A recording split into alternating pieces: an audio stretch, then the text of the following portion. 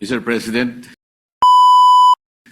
esteemed colleagues, we're gathered today as part of our solemn duty to uplift and protect the welfare of our people by ensuring that this 2026 budget will be a million light years away from the controversial 2025 General Appropriations Act, tagged as the most corrupt, the most scandalous, and the most anomalous budget the Philippines has ever had in years.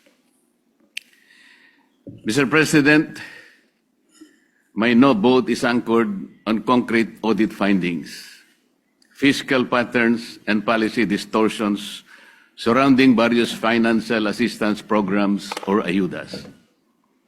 I may not be part of the bicameral conference committee, but I have faithfully participated in scrutinizing critical aspects of this budget.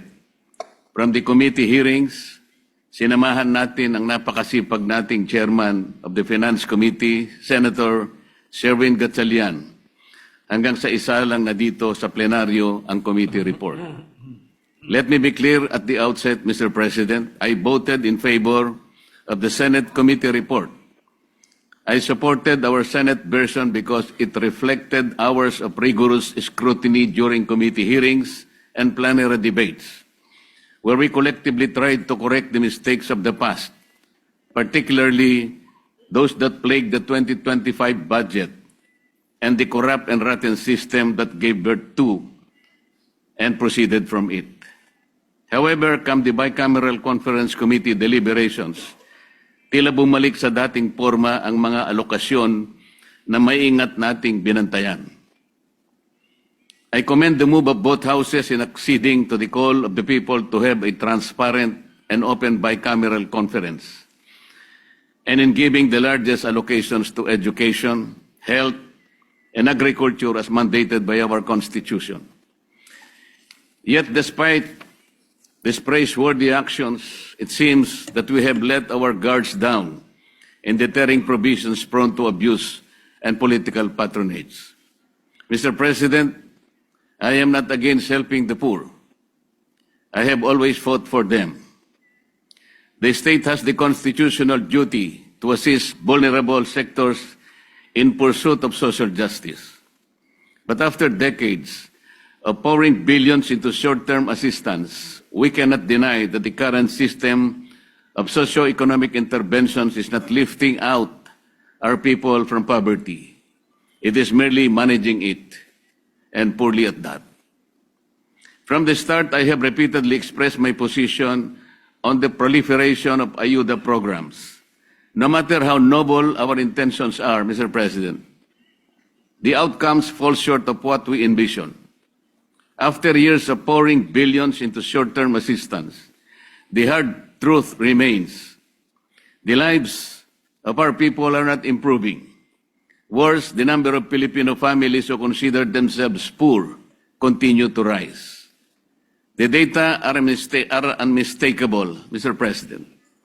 The September 2025 Social Weather Station survey revealed that 50% or at least 14.2 million Filipino families consider themselves poor, 1% higher than the 49% previously recorded just 3 months earlier.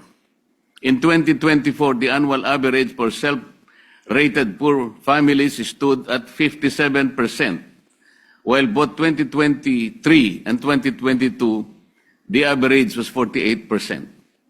Even more alarming, as of November 5, 2025, about 22% of Filipino families experience involuntary hunger, going hungry with nothing to eat, at least once in the past 3 months, the highest level recorded since 1998 outside the pandemic. Mr. President, these are not abstract statistics. These are lived realities. And they beg the question, if ayuda is working, why are more Filipinos continue to be hungry and poor today? AIX, MAIFIF, TUPAD, samutsari na ang naimbentong dagdag na listahan ng mga ayuda. Iba't ibang termino rin ang nagagamit. Ngunit patuloy lamang itong naaabuso at nagagamit pampolitika. At hindi ito haka-haka lamang, Mr. President. Ang Commission on Audit na mismo ang nagsabi, noong 2024 COA Audit Report, binatikos ang 4.157 milyong AIX disbursements na inilabas kahit kulang ang mga dokumento. Ilang DSWD field officers din ang nag-ulat ng mababang utilization rates, non-compliance sa payment schedules at weak validation ng mga beneficiaries, creating serious risks of overestimated targets and improperly screened recipients. COA further reported a duplication between AIX and ACAP, allowing multiple availments by the same beneficiaries, assistance granted to above minimum wage earners and college students, repeated assistance within short periods from different offices, and the non-implementation of 168 out of 288 prior audit recommendations. Yet here we are again. The Bicameral Conference Committee has finished off with the greater budget for the AYUDA programs, including an additional 4.8 billion for AIX, bringing the total to 63.9 billion. A total of 22.44 billion for TUPAD, after the Senate has deliberately reduced it to 13.08 billion, or third reading from the House proposal of 21.03 billion. The revival of MyFIF at 56.6 billion, despite the Senate's earlier attempt to shift to zero balance billing to curb politically mediated medical assistance and push genuine universal healthcare reform.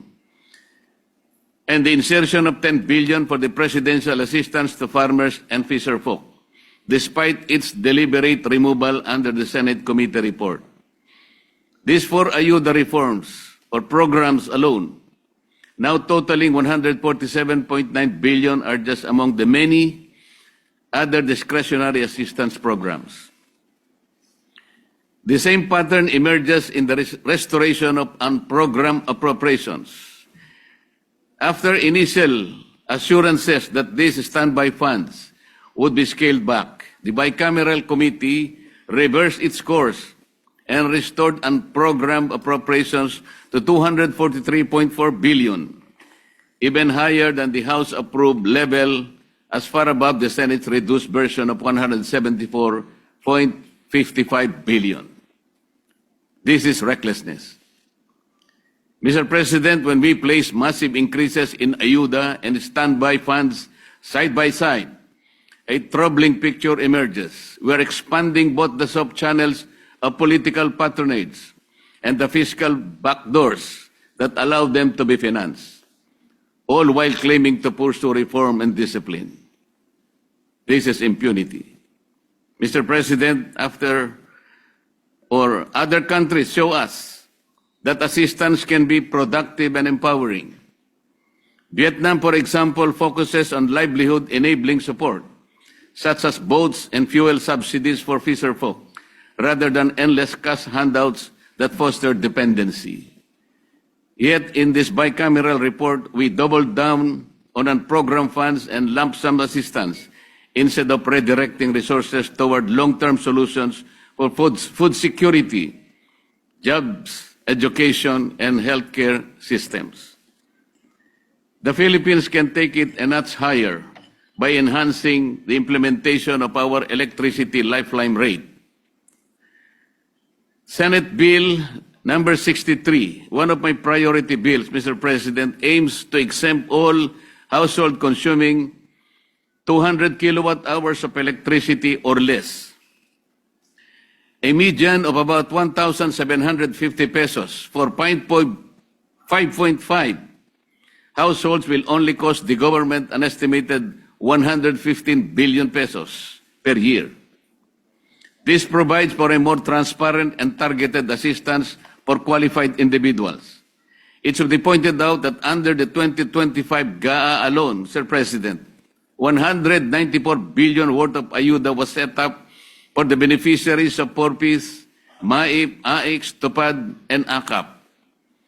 Senate Bill 63 can lead the way for the re-evaluation of these programs in the future and hopes for lesser reliance on these unviable interventions.